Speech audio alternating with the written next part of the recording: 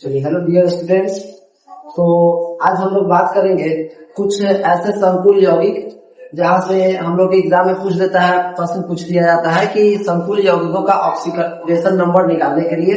ठीक है, तो देखिए आज हम लोग बात करने वाले हैं कुछ ऐसे संकुल यौगिक जिसका ऑक्सीडेशन नंबर हम लोग को क्या करना है, ज्ञात करना है। तो देखिए हम लोग का प्रश्न है, निम्नलिखित संकुल यौगिकों पर रेखांकित परमाणुओं की ऑक्सीकरण संख्या ज्ञात करना है। मतलब आपको इस क्वेश्चन में कुछ संकुल यौगिक बता दिया गया है और उन संकुल यौगिक पर क्या किया गया है, जिसका ऑक्सीडेशन नंबर निकालना है वहां पर रेखांकित किया गया है। जैसे देखेंगे यहाँ पर क्या निकालना है, Cu का, यहाँ पर निकालना है Fe का, यहाँ पर निकालना है Fe का, यहाँ पर निकालना है CO का, उसके बाद यहाँ पर निकालेंगे Fe का, यहाँ पर निकालेंगे Ag का और यहाँ पर निकालेंगे निकेल का। ठीक है, तो किसी भी संकुल यौगिक का अगर ऑक्सीडेशन नंबर निकालना हो तो सबसे पहले आप लोग ध्यान रखेंगे कि इधर हमने जो सारणी बनाया, एक टेबल तैयार किया है। इन सभी टेबल में जो भी यौगिक अणु है, जैसे NH3 है तो NH3 का ऑक्सीडेशन नंबर आपको डायरेक्ट वे में याद रखना होगा। NH3 का ऑक्सीडेशन नंबर कितना होता है, 0। H2O का ऑक्सीडेशन नंबर 0, CO का ऑक्सीडेशन नंबर 0, CN के लिए ऑक्सीडेशन नंबर कितना होता है, -1, C2O4 2 का कितना होता है, -2, NO2 का कितना होता है, -1। उसी प्रकार से SO4 का -2 होता है। तो ये कुछ ऑक्सीडेशन नंबर है जिनको अगर हम याद कर लेंगे तो हम आसानी से क्या कर सकते हैं, किसी भी संकुल यौगिक का ऑक्सीडेशन नंबर आसानी से निकाल सकते हैं। जैसे कि हमारे यहाँ दिया गया, इस प्रकार से देखिएगा, जिसका पहला पॉइंट समझेंगे कि जिसका ऑक्सीडेशन नंबर निकालना होता है सबसे पहले उसको X माना जाता है। जिसका भी ऑक्सीडेशन नंबर निकालना होगा सबसे पहले उसको क्या मानेंगे, X। तो देखिए यहाँ पर क्वेश्चन में है Cu का ऑक्सीडेशन नंबर निकालना है, तो Cu का ऑक्सीडेशन नंबर निकालना है तो उसको क्या मानेंगे, हम X मानेंगे। ठीक है, प्लस NH3 का ऑक्सीडेशन नंबर कितना होता है हम लोग टेबल में चेक कर लेंगे। NH3 का ऑक्सीडेशन नंबर होता है 0, तो लिखेंगे 0 इंटू NH3 कितने बार है, 4 बार, तो इसको 4 से मल्टीप्लाई कर देंगे इंटू प्लस SO4। अब चेक कीजिएगा SO4 के लिए ऑक्सीडेशन नंबर कितना लिया गया है। SO4 के लिए ऑक्सीडेशन नंबर देखेंगे यहाँ पर कितना लिया गया है, -2। तो यहाँ पर लिखेंगे हम सब -2 इक्वल टू, अब बराबर में क्या लिखेंगे, तो किसी भी यौगिक के ऊपर अगर किसी भी प्रकार का न तो प्लस है न तो माइनस है तो हम उसके बराबर में क्या लिखेंगे, 0। अब इसको सॉल्व कर लेंगे, यहाँ से x का मान निकालेंगे। x प्लस 0 को 4 से मल्टीप्लाई करेंगे तो क्या हो जाएगा, 0 प्लस माइनस 2 इक्वल टू हो जाएगा 0। और यहाँ से आ जाएगा x बराबर कितना आ जाएगा, 2। यहाँ पर निकल गया किसका ऑक्सीडेशन नंबर, कॉपर का ऑक्सीडेशन नंबर कितना निकल के आया, 2।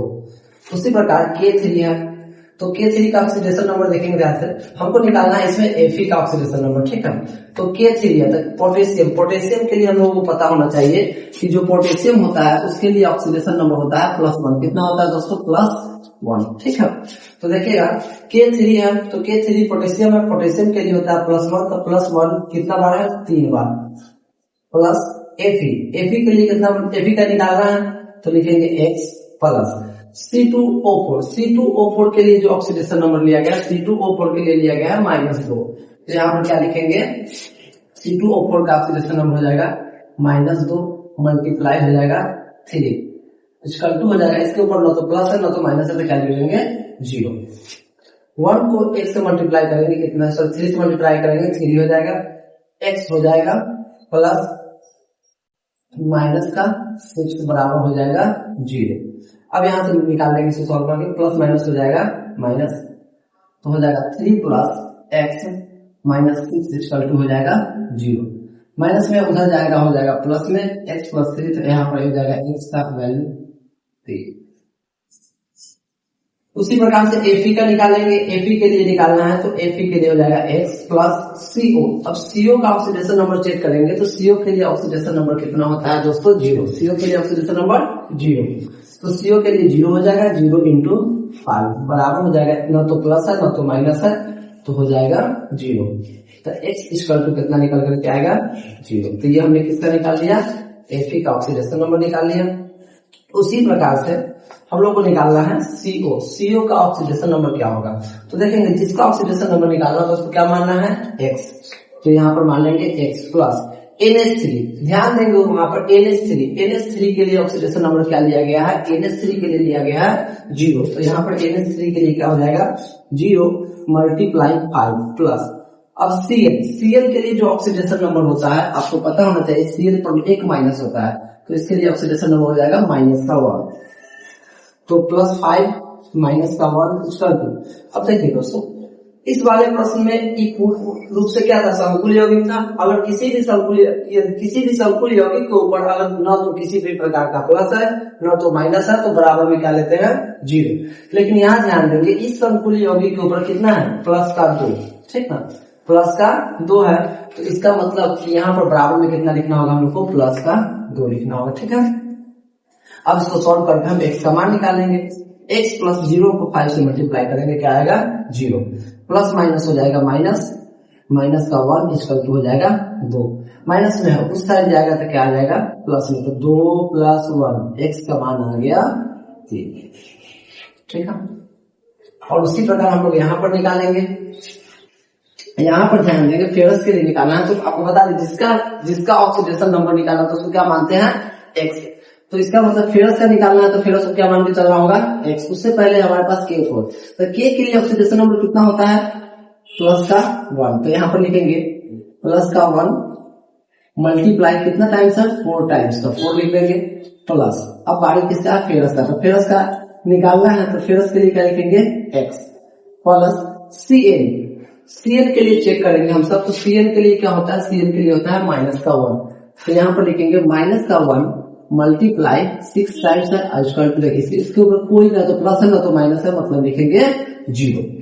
तो हो जाएगा 4 प्लस x प्लस माइनस क्या होता है, सॉरी प्लस 6 को x से 1 से मल्टीप्लाई करेंगे 6 होगा, और 6 यहाँ पर माइनस लगा होता है -6 इक्वल टू हो जाएगा 0। x प्लस -6 प्लस हो जाएगा 4 इक्वल टू हो जाएगा 0। अब ध्यान देंगे यहाँ पर आंसर हम लोग का आ जाएगा x बराबर 2। कितना आ जाएगा, x बराबर 2, ठीक है। माइनस में जाएगा तो 6 हो जाएगा, प्लस में उधर जाएगा माइनस में जाएगा, ठीक है। x बराबर कितना आ जाएगा 2।